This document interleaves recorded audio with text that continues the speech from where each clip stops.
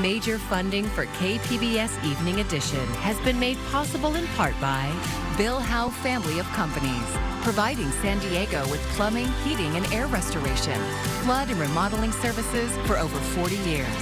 Call 1-800-BILL-HOWE or visit billhowe.com.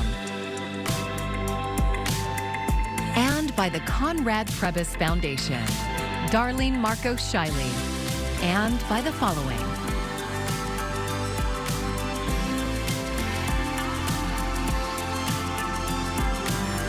And by viewers like you. Thank you.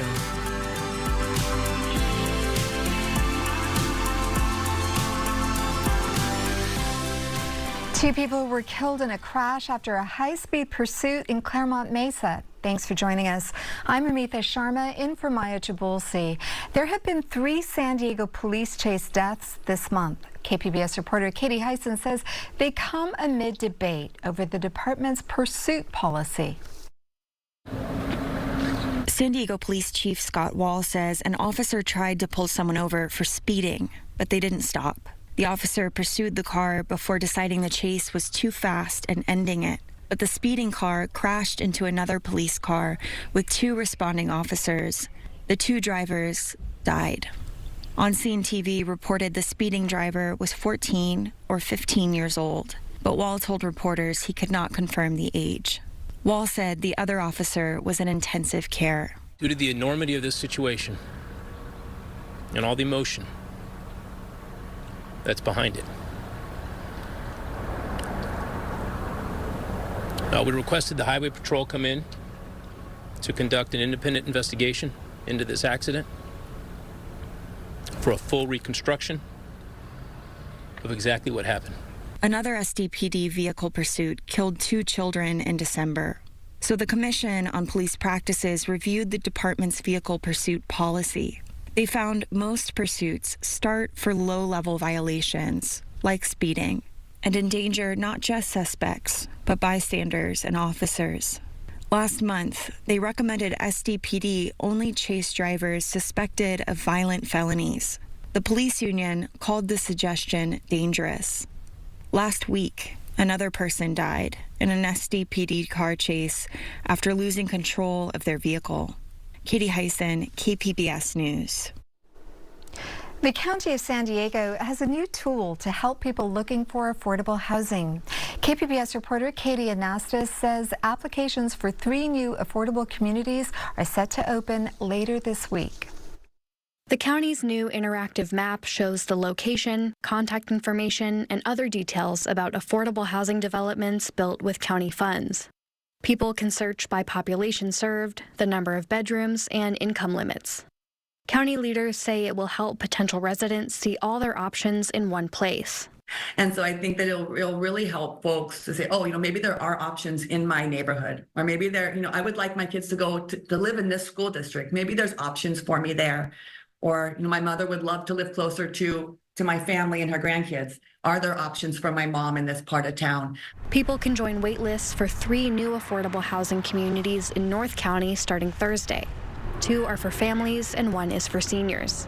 Demand for affordable housing in the county continues to outweigh the supply. At a real estate panel last week, industry leaders said the county's rural areas could be a solution. Development that the state wants to see, and some of the cities as well, is more infill, and so you don't have the opportunity to build in the county. And the great opportunity to satisfy the supply issue is probably in the unincorporated area.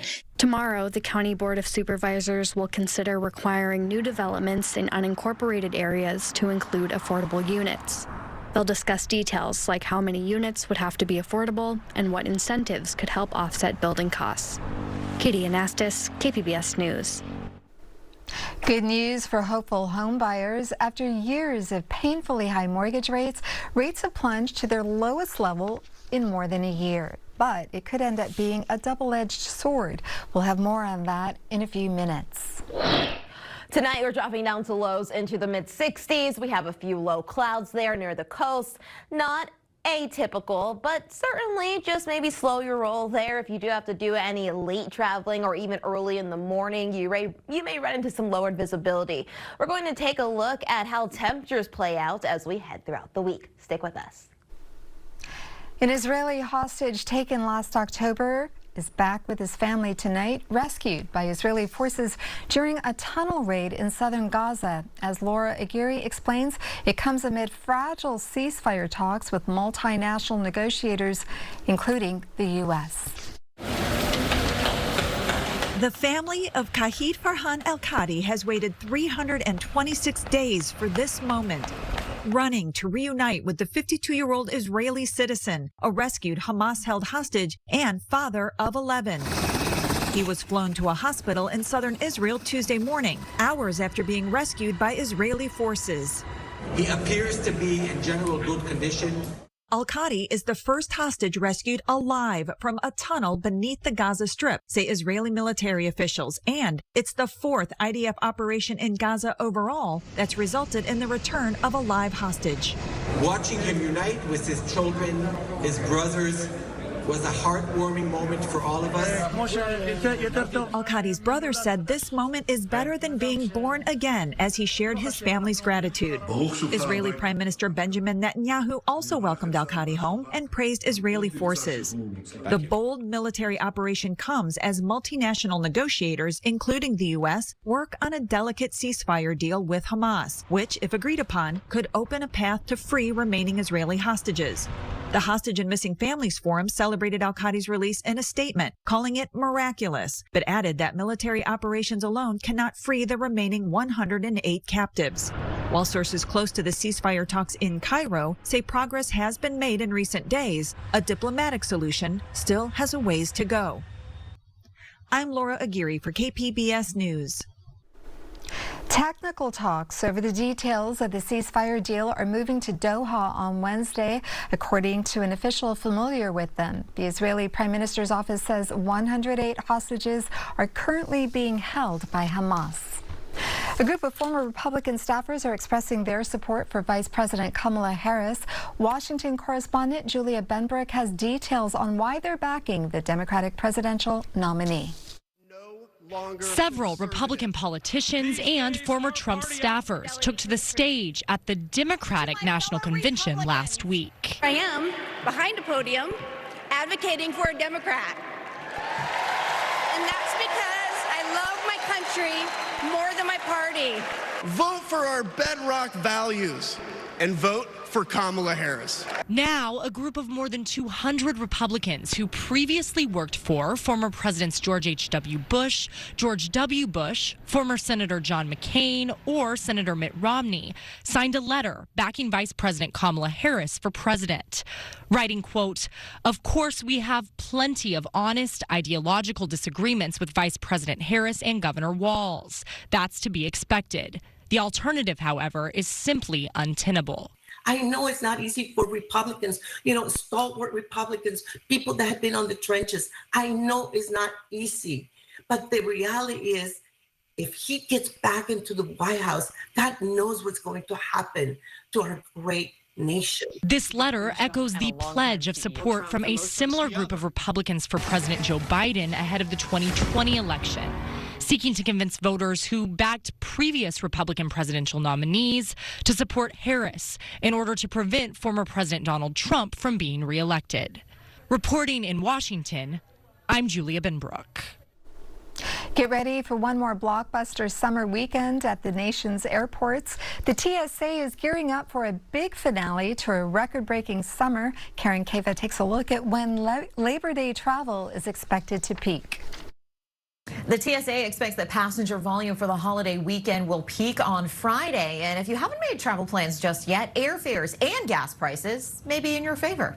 The Transportation Security Administration says they're gearing up for their busiest Labor Day travel period ever. The TSA says they expect to screen more than 17 million passengers between this Thursday and next Wednesday. The holiday weekend set to cap off another busy summer. We certainly saw a lot of travel in 2023. The same has happened in 2024. Labor Day weekend isn't as big of a travel weekend as, say, July 4th or Thanksgiving in the fall, but it is a time for most people to close out their summer. Despite hot demand, airfares were down nearly 3% in July from the year prior, according to the Bureau of Labor Statistics. Katie Nastro of travel website Going says travelers can find end-of-summer deals. We're seeing great last-minute availability for specific areas, especially domestically, as people tend to travel less. Kids are back in school, families aren't traveling nearly as much as they do in the height of summer. Aixa Diaz of AAA says drivers will see savings too.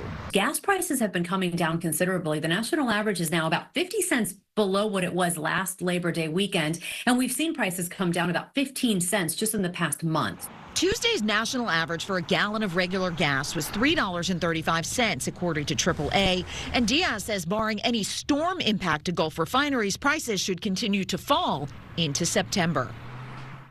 At the airports, TSA says it will have enough screeners on hand to keep the wait times at standard security checkpoints to 30 minutes or less, 10 minutes at the pre-check line. Still, given that extra passenger volume, make sure you plan your airport arrival time accordingly. And on the roadways, AAA says the worst times to travel will be Thursday and Friday in the early evenings when you'll still be competing with commuters. In Washington, I'm Karen Kafa. San Diego County leaders are joining calls to add warning labels on social media platforms. County supervisors passed a resolution calling for social media labels in a 3-2 vote today. It comes after U.S. Surgeon General Dr. Vivek Murthy issued an advisory on the effect social media has on the mental health of young people. The resolution directs county litigators to explore legal actions against social media companies for their addictive algorithms. U.S. home buying has slowed to a crawl in recent years in the face of soaring prices and mortgage rates. Although rates are finally beginning to drop, it could also lead to more competition for homes on the market, driving up prices even more. Ivan Rodriguez has the latest. The Federal Reserve began raising interest rates to fight runaway inflation more than 2 years ago, making buying a home even more unaffordable, with prices soaring in recent years due to high demand and low inventory. But there may be a light at the end of the tunnel. The average 30-year fixed-rate mortgage fell to 6.46% last week. That's the lowest it's been in more than a year, far less than last year's peak of 7.79%, according to Freddie Mac. A sharp drop in mortgage rates it could really boost affordability for the would-be homebuyer, but if it leads to a surge in demand, that could push prices up, and it doesn't take much of an increase in prices to then offset that benefit that you had gotten from the lower mortgage rates in the first place. Supply is another key factor. With rates coming down, more homeowners may finally be willing to sell, breaking that lock-in effect associated with ultra-low pandemic-era mortgage rates. Existing homeowners, they're not anxious to trade a 3% mortgage for a 7% mortgage. Well, mortgage rates have come down. We're not going back to 3% mortgages. So what's the tripwire where an existing homeowner says, well, okay, all right, they're low enough. We'll put this house on the market and look at the next one. Experts advise first-time home buyers to have their financials in order before diving into the market, rather than making a decision based on small movements in the average mortgage rate. There's much more to it than just the money that you need for a down payment. You're going to have closing costs. That runs into the thousands of dollars. You're going to have moving expenses. I'm Ivan Rodriguez reporting.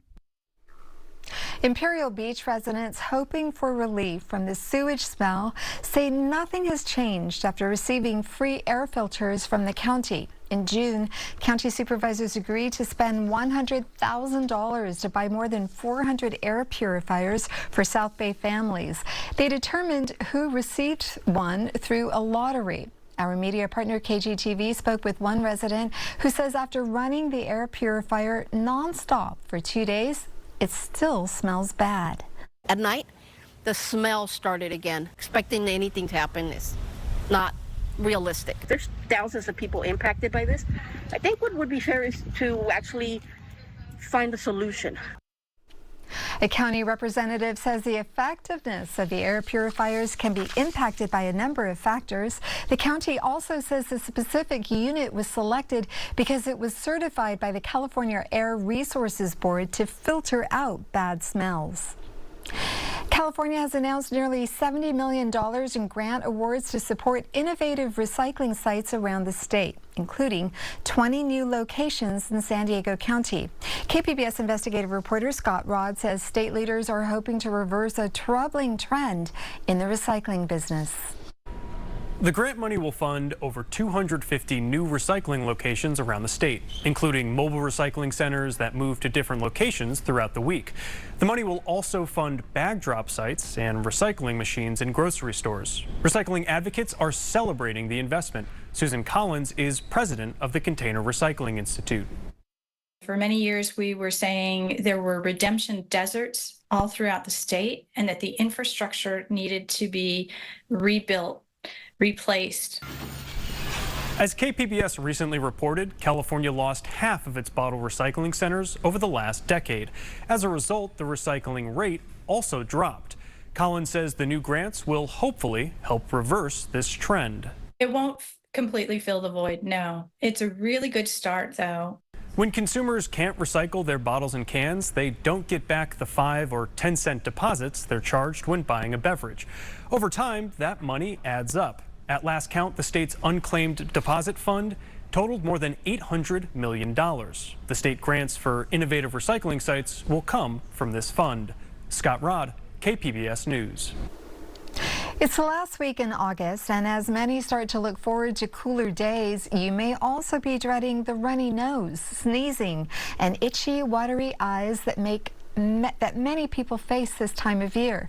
Mandy Gaither has some tips to help you tackle those autumn allergies. From football to fall colors and pumpkin spice, there's a latte to love about autumn. But there are also things not so pleasant. It can be a time when people are really miserable from their allergies. Allergist Dr. Sandra Hong with Cleveland Clinic says ragweed is one of the biggest allergy culprits this time of year. If you're sensitive to it, she says you can expect symptoms to start around Labor Day and linger into the first cold days of winter.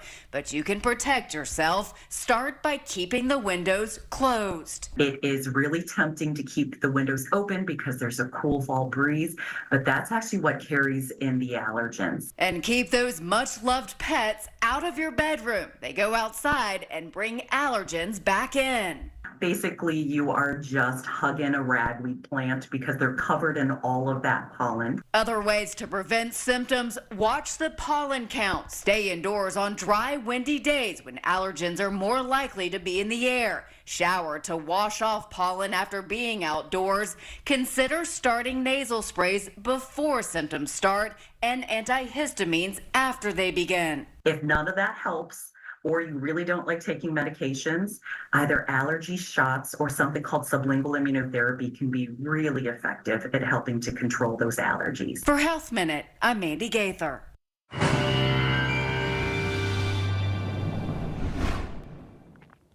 Well, starting you off with your weather headlines, what we need to know as we head throughout the rest of this week. Temperatures are expected to drop a few degrees. It's not going to be a dramatic change, or you're not necessarily going to feel a dramatic difference, but temperatures do come down a bit as we head into the middle half of the week. On top of that, we are going to be staying mainly dry. Even though we are going to see an uptick in monsoonal moisture, it's not going to really be able to penetrate a lot of Southern California. Warming for the weekend, so temperatures will rise yet again, but overall, day by day, you're not going to note any big changes or even any big differences here when it comes to the mercury. San Diego, you're at 66, Ramona 55 here tonight. Borrego Springs dropping down to a low of 77, and Mount Laguna not bad in the mid 60s. Though that heat continues to build throughout the early week, so areas further inland, it's still pretty toasty, with highs running even across the desert southwest, about 10 degrees above our historical averages. Though tomorrow, closer towards the coast, Not looking too shabby here. Oceanside, you're at 79, San Diego 76. Now pulling a little bit further east, you'll note, of course, that the heat remains in Borrego Springs. You're hitting a high of 107.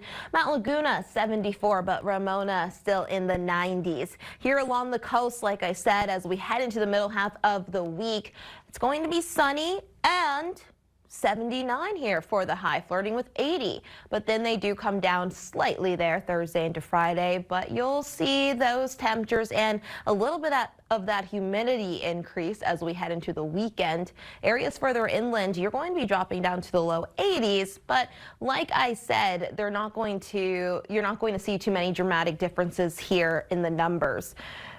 For the mountains, we're dropping down to the low 70s here as we head into the weekend. You'll have sunshine there. Highs going to be remaining in the triple digits, the lower 100s Thursday, Friday. By the weekend, though, that heat will shine down on you. So, of course, make sure you are staying hydrated and heat aware. For KPBS News, I'm meteorologist Bree Guy. Today's SeaWorld San Diego returned 3 sea lions to the ocean, 2 of them called fur seals that have bounced back from near extinction. KPBS SciTech reporter Thomas Fudge was on the boat that released them and brings us this story. Our boat carried half a dozen people and 3 sea lions. The sea lions were bound for the wild. SeaWorld says they had been found near death, then examined, fed, and nursed back to health. So today was an exciting day. We returned 2 Guadalupe fur seals and 1 adult California sea lion. The fur seals were small juveniles. They are members of a species that almost disappeared until 2 were found in the 1950s. They have a great comeback story. They were almost hunted to extinction for their fur. They have very luxurious fur. And scientists they thought they were extinct. Scientists found a breeding pair off the Guadalupe Islands, and now there's about 31,000 of them. Marine mammals treated at SeaWorld are evaluated for their ability to swim and hunt. Caretakers are nervous and excited at the time of their release.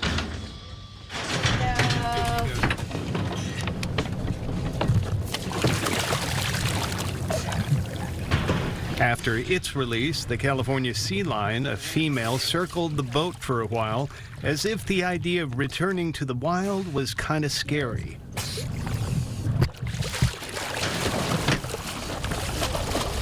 The boat pulled away to complete her reintroduction to the habitat. The fur seals feed in deeper water, so their release point was further out to sea. They were 1 male and 1 female. Like I said, they're youngsters now, only about 40 pounds each. When they're full grown, the male will be close to 400 pounds. The animals are tagged before they're rewilded. If a scientist or someone sees them, they can look at that orange tag, take a photo of it, and then it goes into a national database. All of the information about these animals, their tag number, their rehabilitation process, their measurements, everything about the animals go into a database so that if they are sighted again, we can look up that information. SeaWorld's treatment of wild animals is ongoing, including sea mammals and birds. Soon they'll be releasing an elephant seal and some sea turtles. With video journalist Charlotte Radulovich, I'm Thomas Fudge, KPBS. In Old Town, there's a tiny memorial that most people passing by don't even notice. But the next time you're there, you might want to look for it. Ken Kramer tells us why in this story about San Diego. For this story, let's go to Old Town to meet, please, Mr. Dick Miller. Now, go back into the 1980s and 90s. You'd see him all the time here in the park in Old Town on a horse, part of the Mounted Patrol. I was the Mounted Patrol. And the thing is, for most of a decade, he and his horse became so familiar around this park. Cody was the horse's name, and Dick can tell you that horse was special. How do you say it? He was smart. Cody lived here at the Seeley Stables in Old Town, where Cody and Dick worked as a team on patrol. The 2 of them were like one entity, perfectly suited to their role. Cody never got rattled by crowds. I used to take him in buildings and into garages, the parking garages and stuff like that. Over the years, they were such a familiar sight in the park that visitors, kids got to know them, looked forward to Dick Miller and Cody always being there. I used to dance with him. You know, during Cinco de Mayo, we'd go out in the middle of the plaza, you know, in front of the stage, and the mariachis or whoever was up there playing music, you know, and I danced to the music. These are photos, you know, from visitors, you know, that sent me copies. In fact, the image of Dick Miller on horseback became so widely distributed, such a popular souvenir. At one point, I thought perhaps my image in the horse image was on every refrigerator in every country in the world. So it was very hard, very difficult for all the friends that horse had made in Old Town when in 1995, at the age of 21 years, Cody developed an intestinal blockage and died. We had created such a bond. It's the same thing you do with your dog. If you're really a dog person and you become a unit. It's kind of like losing an arm. And that might be where the story ends, but I do want to show you something.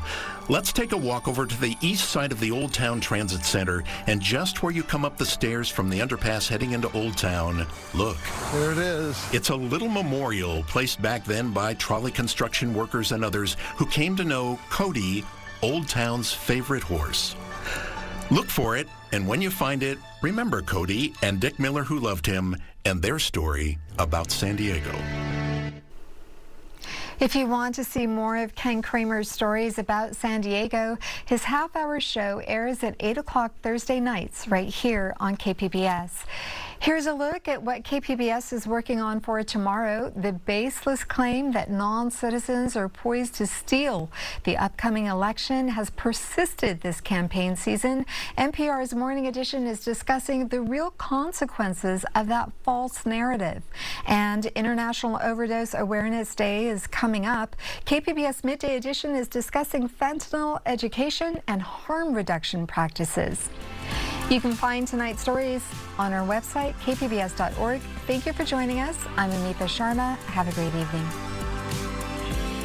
Major funding for KPBS Evening Edition has been made possible in part by Bill Howe Family of Companies, providing San Diego with plumbing, heating, and air restoration, flood and remodeling services for over 40 years. Call 1-800-BILL-HOWE or visit billhowe.com. And by the Conrad Prebys Foundation, Darlene Marco Shiley, and by the following.